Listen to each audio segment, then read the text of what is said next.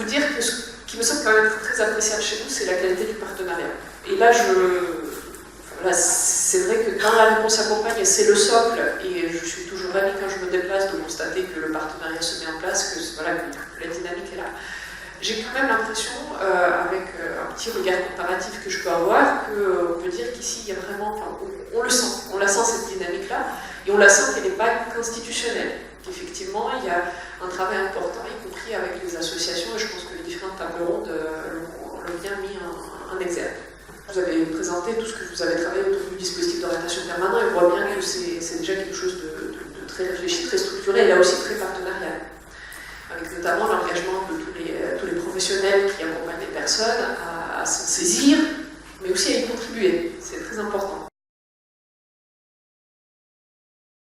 Comment les MDPH aujourd'hui s'organisent pour répondre à cet afflux massif de demandes individuelles de résolution, et auxquelles, encore une fois, effectivement, on ne répond pas toujours par un plan d'accompagnement global, parce que cet outil-là, vous le savez tous, est très chronophage.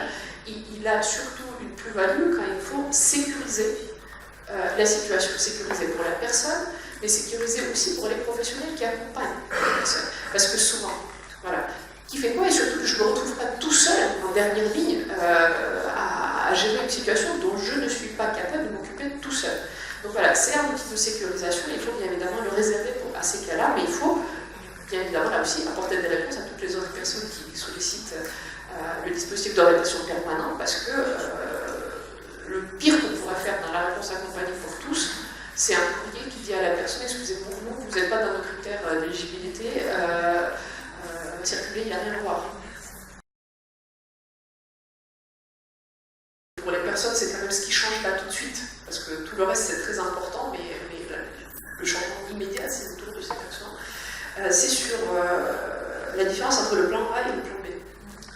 C'est vrai que, bien évidemment, le plan d'accompagnement global, c'est le plan B quand le plan A n'est pas effectif. Je pense qu'il ne faut pas sous-estimer, c'est que pour certaines personnes, le plan B peut finalement s'avérer tout à fait opportun. Et devenir le plan. Voilà. Ça, c'est important parce que, du coup, ça traduit tout ce changement de paradigme qu'on porte sur le fait qu'on ne s'intéresse plus. Voilà. On pense autrement, on peut proposer autre chose, et surtout, on peut sécuriser, justement, des parcours de libre plus inclusifs.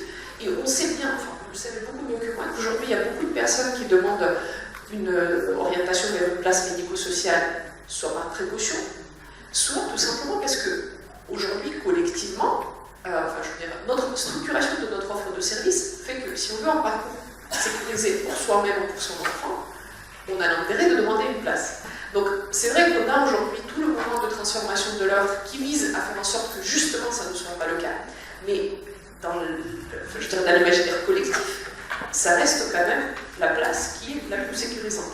Et donc, c'est important que voilà, on ne s'enferme pas, et qu'on puisse, y compris dans le cadre des plans d'accompagnement global, peut-être, de montrer qu'autre chose est possible, et que la personne peut tout à fait continuer à vivre chez elle, comme ce que vous disiez, madame, mais avec un étayage nécessaire pour que finalement, qu'il n'y ait pas besoin d'une place en foyer à temps plein, puisque plus ça ne correspond pas forcément à son projet. Sur les dérogations et le soutien financier dérogatoire, notamment du côté des ARS, sachez que c'est un point très important pour, bien évidemment, permettre le traitement de certaines situations, mais finalement, ça correspond à une quinzaine de pourcents, enfin, grosso modo, je vous donne des chiffres un peu nouveaux, des situations concernées. On voit une vraie progression, par contre, sur les dérogations, où on voit bien que, autant sur les crédits supplémentaires avec les commissions de situation critique, les crédits Belgique, il y avait déjà cette culture au niveau notamment des ARS avant même le déploiement de la réponse accompagnée, autant sur la dérogation administrative, les souplesses administratives, on a une vraie progression entre l'année dernière et le premier semestre de cette année. Ça, je trouve que c'est un point important à souligner. On a aussi une progression de la part des situations qui ont fait l'objet d'une admission en établissement. Petite vigilance, encore une fois, le PAC, ça ne doit pas être un coup de fil pour les admissions. Même si des fois, je sais bien qu'il joue ce rôle-là, mais on est bien sur un montage plan B, et que du coup, il faut être très vigilant, trouver le bon curseur entre, oui, quand il y a une possibilité, bien évidemment, d'offrir à la personne la possibilité d'être accueillie là où elle souhaiterait d'être accueillie, mais ne pas non plus complètement détourner toute la réflexion plus structurante que vous avez engagée sur la gestion des admissions. On a il y a évidemment bon nombre de situations qui font l'objet d'une coordination avec la psychiatrie, et ça reflète ce que vous disiez tout à l'heure, à la fois sur le handicap psychique et sur les troubles associés. Et enfin, et ça je m'en félicite vraiment, et chez vous, là aussi la proposition de la première table ronde le reflétait tout à l'heure, les PCPE sont un vrai outil.